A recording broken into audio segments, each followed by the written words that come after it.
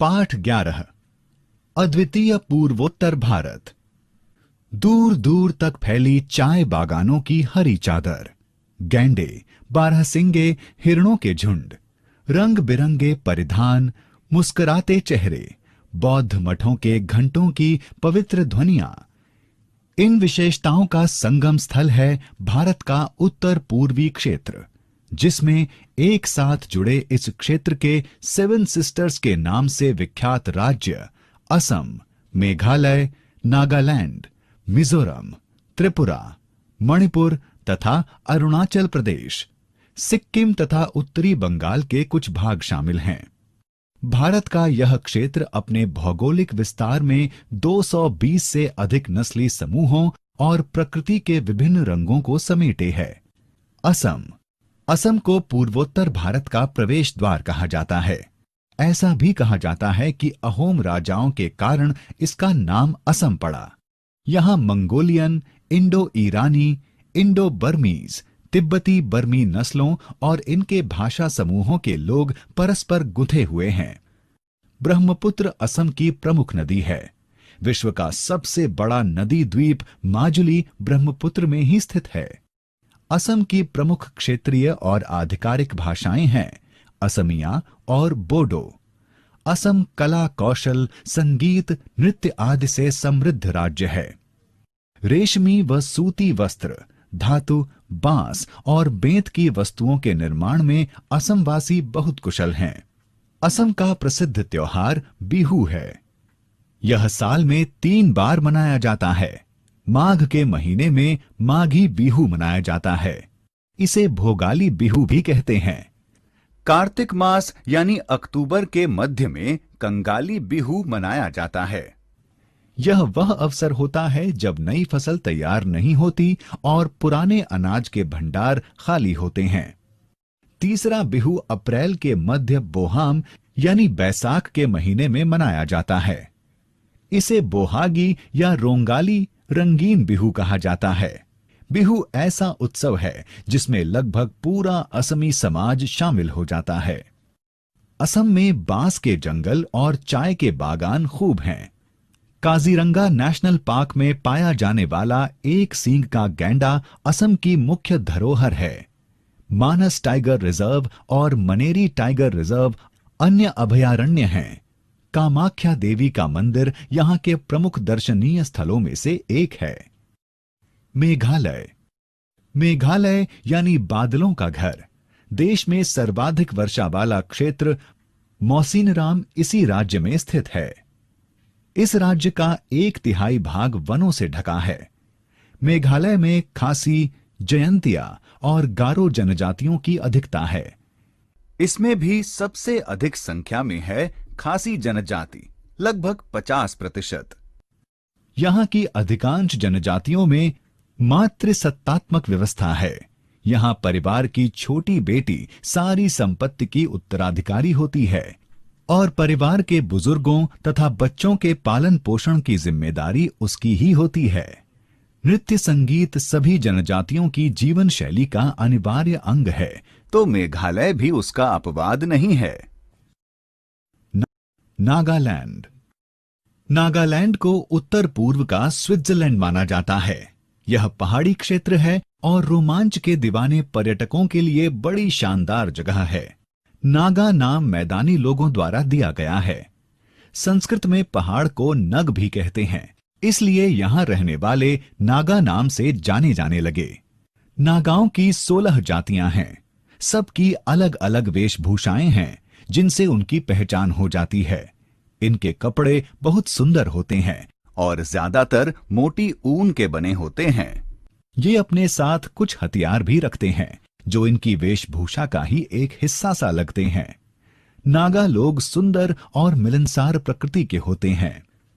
देह यष्टि पर मंगोल प्रभाव स्पष्ट दिखाई देता है, लेकिन इनकी आंखें मंगोलों जैसी नहीं होती।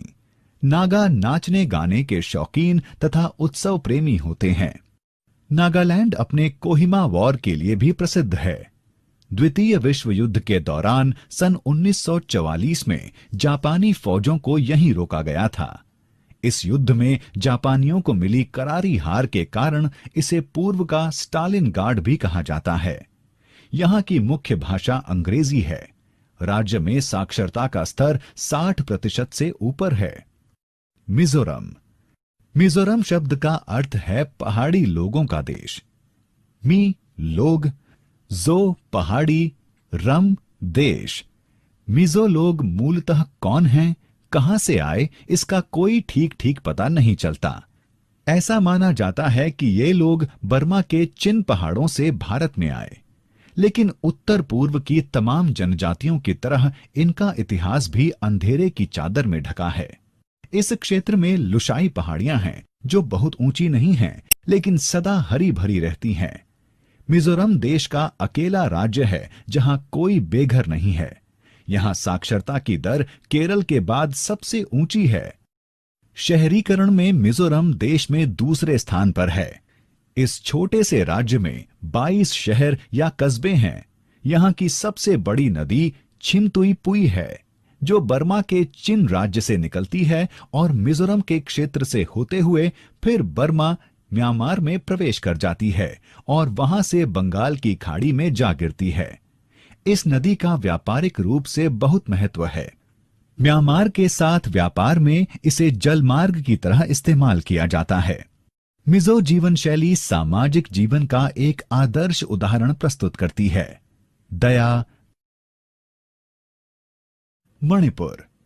मणिपुर क्षेत्र अपने इतिहास काल में अनेक नामों से पुकारा जाता रहा, मगर 18वीं शताब्दी के उत्तरार्ध में इस क्षेत्र के राजा भाग्यचंद तथा उनके वंशजों के चलाए सिक्कों पर मणिपुरेश्वर का अंकित अंकित है।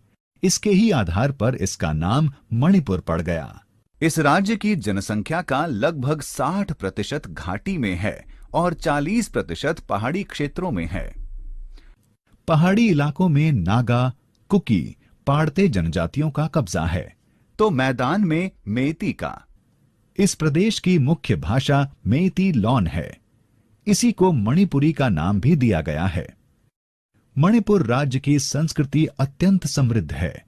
मणिपुरी नृत्य पूरी दुनिया में प्रसिद्ध है और भारत के शास्त्रीय नृत्यों में इसका प्रमुख स्थान है।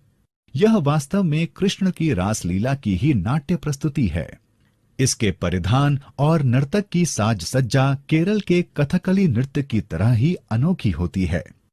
जयदेव, विद्यापति, चंडीदास, गोविंद दास जैसे भक्त कवियों की रचनाएं ही ज्यादातर इसके साथ गीत रूप में गाई जाती हैं। अरुणाचल प्रदेश।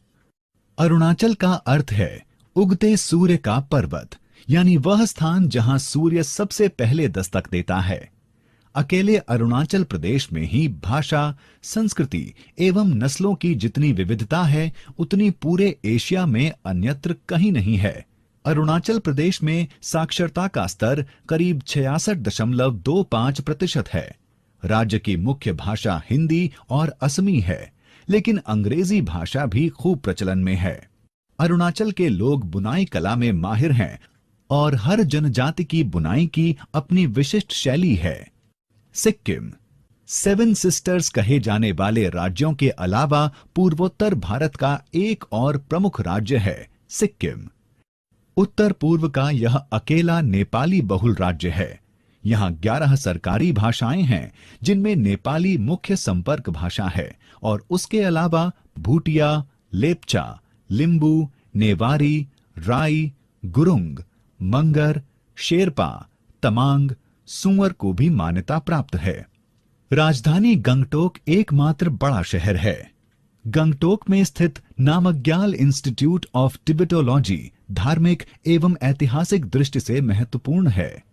यह तिब्बती साहित्य और शिल्प का अनूठा भंडार है। समुद्र से 5,500 फुट की ऊंचाई पर स्थित इस इंस्टीट्यूट की स्थापना सिक्किम के शासक सरताशी नामग्याल ने 1958 में की थी। गंगटोक से कुछ दूर स्थित एंचे बौद्ध मठ की बहुत मान्यता है। पारंपरिक गुम्पा नृत्य सिक्किम का सर्वाधिक प्रसिद्ध नृत्य है।